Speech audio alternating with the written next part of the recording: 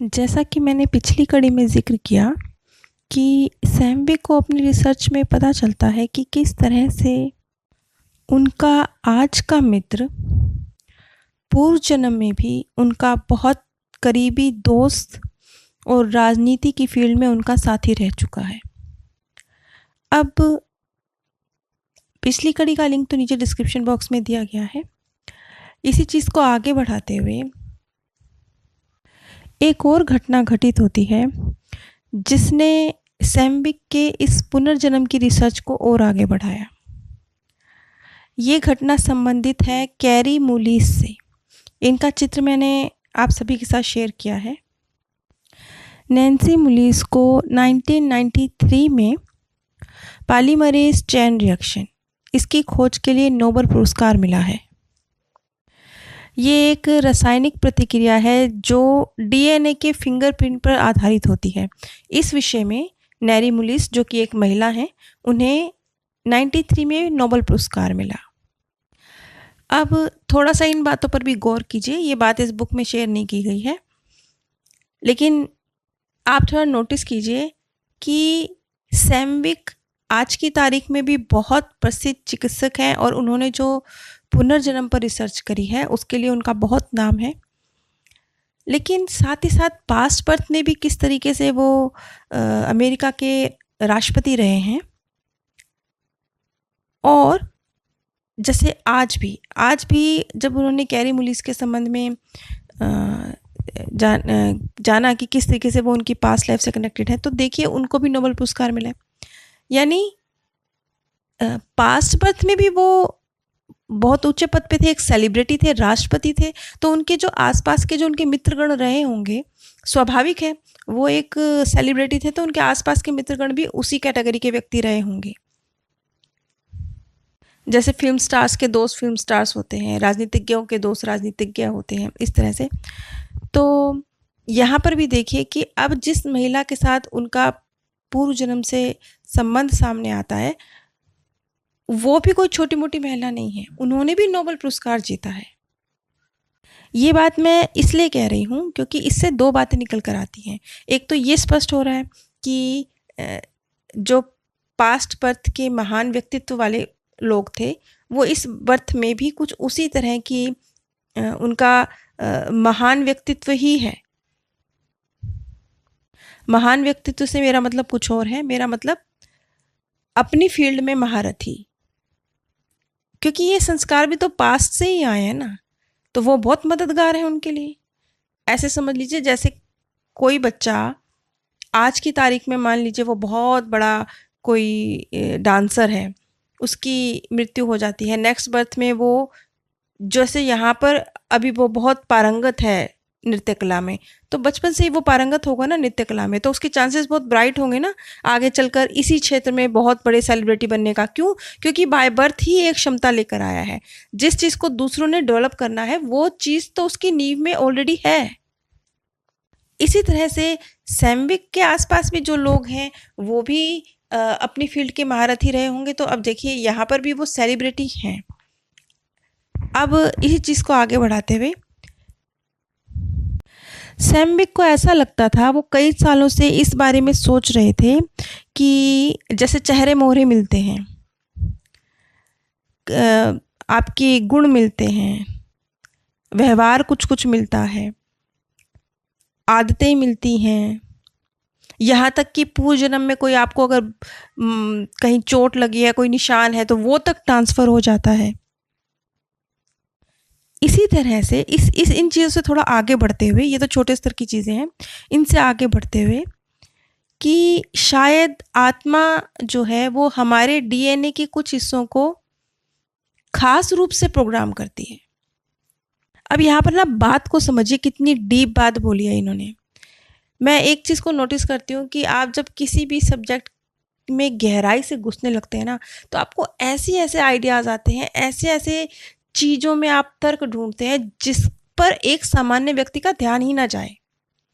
अब जब तक हम ये बातें कह रहे हैं ना कि गुण मिलते हैं, व्यक्तित्व मिलता है, ये सब तो बड़ी मामूली बातें हैं, इन बातों में तो कुछ विशेष है नहीं। अभी तक हम कितने सारे केस डिस्कस कर चुके हैं। लेकिन यहाँ पर ये व्यक्ति अपना पूरा जीवन दे चुका है इस रिसर्च को, तो इसकी सोच भी कितनी गहरी है। इन्होंने एक बात स्पष्ट करी कि जैसे हमारे माता पिता से डीएनए मिलते हैं, तो हम कुछ कुछ अपने माता पिता जैसे होते हैं, आदतों में, व्यवहार में, शक्ल सूरत में, कार्य करने के तरीके भी कुछ कुछ हमारे माता पिता जैसे ही होते हैं। क्यों? क्योंकि वो चीज़ हमें हमारे डीएनए में मिली है।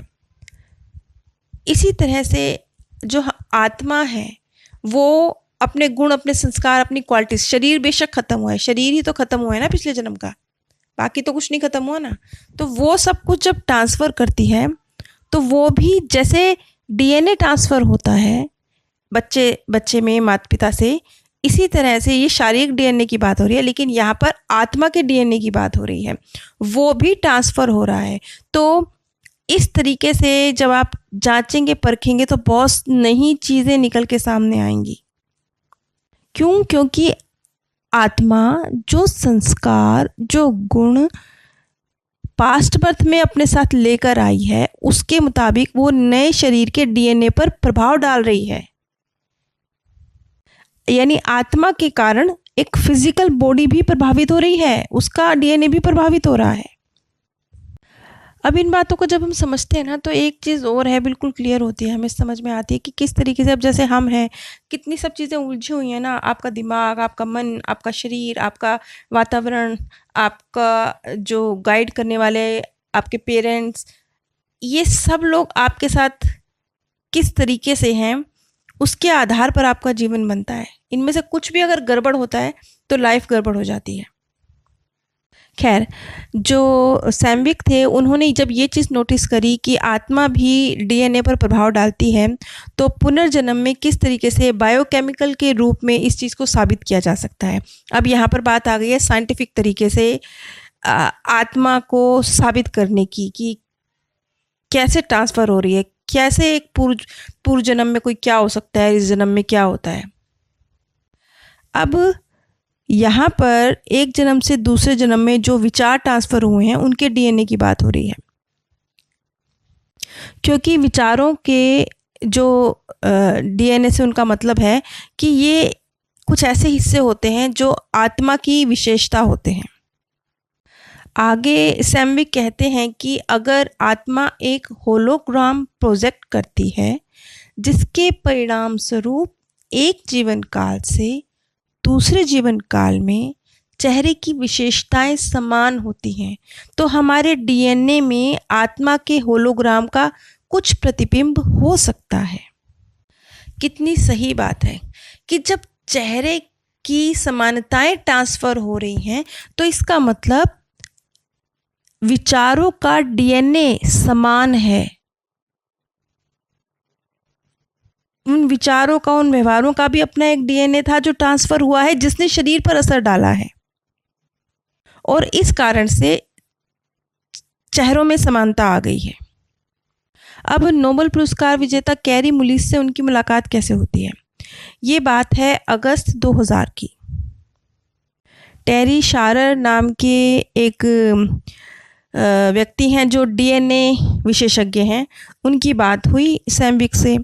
तो बातों बातों में जब उन्हें ये पता चलता है कि किस तरीके से पुनर्जन्म होता है और इस तरह के आध्यात्मिक चीज़ों में इंटरेस्ट है डॉक्टर सैम्विक का, तो उन्होंने बातों बातों में कहा, क्योंकि उनको काफ़ी लॉजिकल लग रही थी सैम्विक की बातें, तो उनका नाम था टेरी।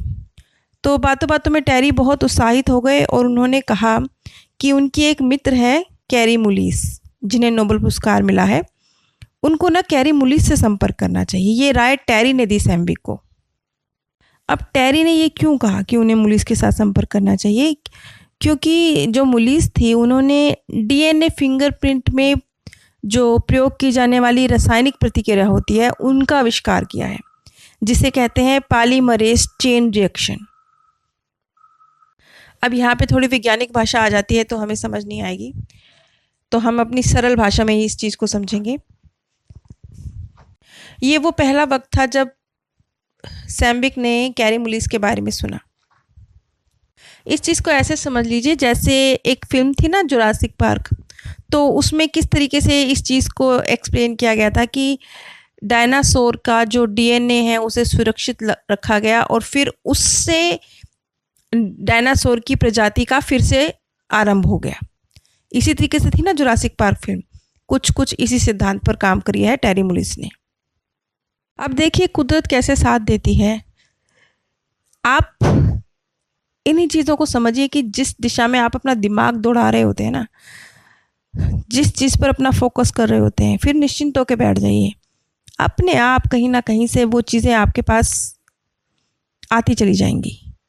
अब देखिए कहाँ कैरी मुलिस, कहाँ सैमविक, दोनों का आपस में कोई रिलेशन नहीं, लेकिन टेरी की सलाह पर, और टेरी ने क्या बोला, उन्होंने कहा कि उन्होंने उसको उनका नंबर दिया, उनका एड्रेस दिया मुलिस का, और ये भी सलाह दी। उन्होंने ये सलाह क्यों दी कि टेरी ने सलाह दी कि जो मुलिस है उन्होंने एक पुस्तक लिखी है जिसका नाम है dancing naked in the mind field. ये पुस्तक काफ़ी कुछ जैसे सैमविक की रिसर्च है ना, एक वैज्ञानिक रिसर्च, उससे मिलती जुलती है। बेशक कैरी मुलिस का कोई नाता नहीं होगा पुनर्जन्म की रिसर्च से, लेकिन dancing naked in the mind field, ये देखिए, ये जो पुस्तक का नाम ही है ना, ये नाम ही अपने आप में काफ़ी कुछ बयां करता है कि कैरी मुलिस ने किस तरह की चीज़ों का जिक्र किया है इस पुस्तक के अंदर। उनका पुनर्जन्म से कोई लेना देना नहीं है, इस रिसर्च से कोई लेना देना नहीं है, लेकिन यहाँ पर वो शायद इसी चीज़ को, मैंने ये पुस्तक नहीं पढ़ी है लेकिन समझ में आ रहा है, मैं अंदाज़ा लगा सकती हूँ कि शायद dancing naked in the mind field इससे कुछ इसी तरह की पुस्तक होगी जिसमें विचारों का डीएनए का जिक्र है कि किस तरीके से विचारों का डीएनए शरीर पर प्रभाव डाला, लेकिन मैंने ये पुस्तक कभी पढ़ी नहीं है। जब इतनी सारी बात हुई ना टेरी से मुलिस के संबंध में, और थोड़ी ही बातचीत में उन्हें इतना कुछ पता चल गया मुलिस के बारे में, तो यहाँ एक बार फिर सैमविक हैरान थे। वो फिर सोच रहे थे कि क्या मानूं, क्या ये भी कोई कुदरत का इशारा है। खैर बातचीत बंद हुई तो उन्होंने फ़ोन रखा। अब सैमविक ने ये तुलना करनी शुरू कर दी कि ये कैरी का क्या रिलेशन हो सकता है उनके पास लाइफ से। तार तो जोड़ने थे ना, तो तार कहाँ से जुड़ते हैं कि जो अमेरिकी क्रांति का समय था, जिसके बाद वो उन्होंने राष्ट्रपति बने वो अमेरिका के, तो उस समय पर जॉन एडम उनका एक बहुत करीबी मित्र हुआ करता था जिसका नाम था बेंजामिन रश। और ये जो बेंजामिन रश है, ये एक बहुत ही विज्ञान के क्षेत्र में इनका बहुत नाम था और ये बहुत बड़े चिकित्सक थे। देखिए कैरी मुलिस भी चिकित्सक है, उनका भी साइंस की फील्ड से लेना देना है, और जो बेंजामिन रश थे वो भी चिकित्सक थे, उनका भी साइंस की फील्ड से काफ़ी गहरा नाता था। तो यहाँ पर सेम चीज़ ट्रांसफ़र हुई थी। तो जब जॉन एडम हैं तो कैरी मुलिस कौन हो सकती हैं? तो कैरी मुलिस का व्यक्तित्व किससे जाके मैच कर रहा है? उनका व्यक्तित्व मैच कर रहा है बेंजामिन रश के साथ जाकर। तो अब किस तरीके से कैरी मुलिस बेंजामिन रश हो सकती हैं? क्या क्या है, कैसे कैसे ट्रांसफ़र हुआ है, किस तरीके से विचारों के डीएनए ने शरीर पर प्रभाव डाल दिया, इस चीज़ को हम अगली कड़ी में समझेंगे। नीचे डिस्क्रिप्शन बॉक्स में इस वीडियो की पिछली कड़ी और मेरे first channel path of peace का लिंक दिया गया है, जिसमें मृत्यु के बाद की दुनिया के संबंध में ही जानकारी प्रस्तुत की जाती है।